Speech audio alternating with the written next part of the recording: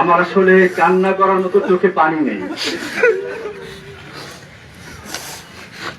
আমি কালকে বিকেলে খবর পেয়েছি, কালকে বিকেলেই আসার কথা ছিল, আসা হয় নাই।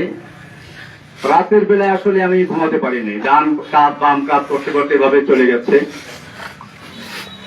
আপনারা জানেন আমি বরগুনা এসেছিলাম 2013 সালে আগস্টের 10 তারিখে। বাংলাদেশের বুকে, বাংলাদেশের জনগণের বুকের উপরে একটা স্বৈরাচারী শাসক জগৎপাল পাথর বসেছিল। আমি তার একটা বক্তব্যের প্রতিবাদ করেছিলাম। সে বক্তব্য দিয়েছিল, মা দুর্গা দেবী প্রতি বছর কোনো না কোনো বাহনে চড়ে আসে, এবার এসেছে গজে চড়ে, আর গজে চড়ে আসলে দেশে ফসলে ভরে যায়। আর বাস্তবে তাই হয়েছে, এবার ফসল বেশি হয়েছে। একটা হিন্দু যদি একথা বলতে আমার কোন আপত্তি ছিল না,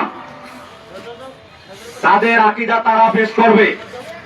বাংলাদেশের 18 কোটি মুসলমানের নেত্রী এই দেশে বসে যে আকীদা পোষণ করেছে, আমি বলেছিলাম মক্কার আবু জাহেল আবুল হাবদা কি আছে ভালো ছিল। মক্কার আবু জাহেল বিশ্বাস করত, কোরআনে স্পষ্ট বলেছে, ওয়ালা ইনসালতাহুম মান খালাকাস সামাওয়াতি ওয়াল আরদ। হে নবী, আপনি যদি মক্কার আবু জাহেল আবুল হাবদাকে জিজ্ঞাসা করেন কে সৃষ্টি করেছে আসমান এবং জমিন, ওয়ালা ইনসালতাহুম মান নাযালা মিনাস সামাই মান, যদি মক্কার আবু জাহেল আবুল হাবদাকে আমি জিজ্ঞেস করো কে আসমান থেকে পানি বর্ষণ করে, ফাহিয়া বিহিল আরদ মিন বাদি মাউতিহা, অতঃপর সেই পানির মাধ্যমে মৃত্যু জমিনকে জীবিত করে ফসল উৎপন্ন করার শক্তি দেয় কে? আল্লাহ বলছেন লা ইয়াকুলুন্নাল্লাহ, মক্কার কাফেররা অবশ্যই বলবে যে আল্লাহ এগুলো সব করেন।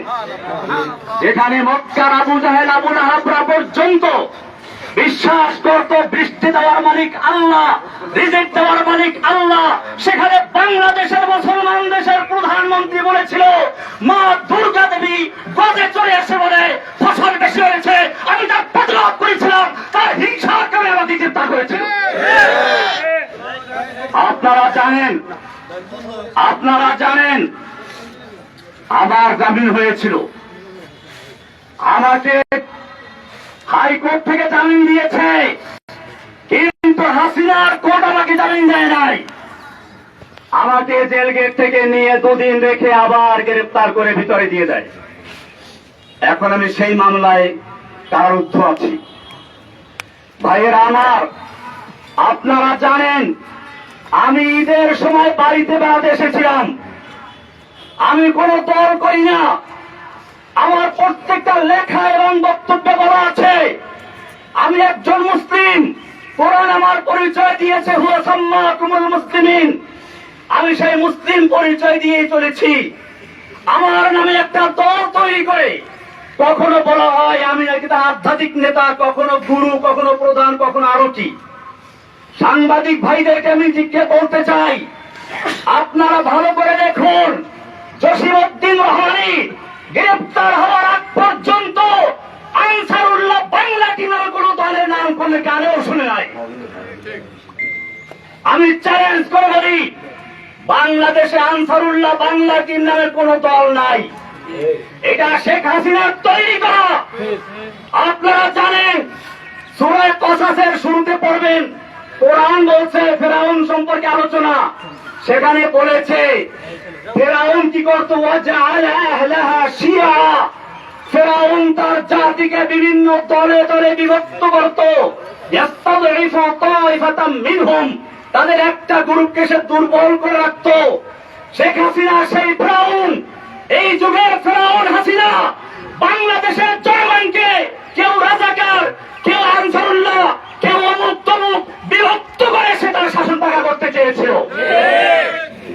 আপনারা জানেন এই সর্বশেষ যে আন্দোলন, এটা কোন দলের আন্দোলন ছিল না, এটা ছিল বাংলাদেশের ইতিহাসে এমন এক আন্দোলন যেখানে হিন্দু, মুসলিম, বৌদ্ধ, খ্রিস্টান, ছাত্র, মাদ্রাসা ছাত্র, আলিয়া, কওমিয়া, ডানপন্থী, বামপন্থী কোন ভেদাভেদ ছিল না, সব একাকার হয়ে ময়দানে অবতীর্ণ হয়েছিল।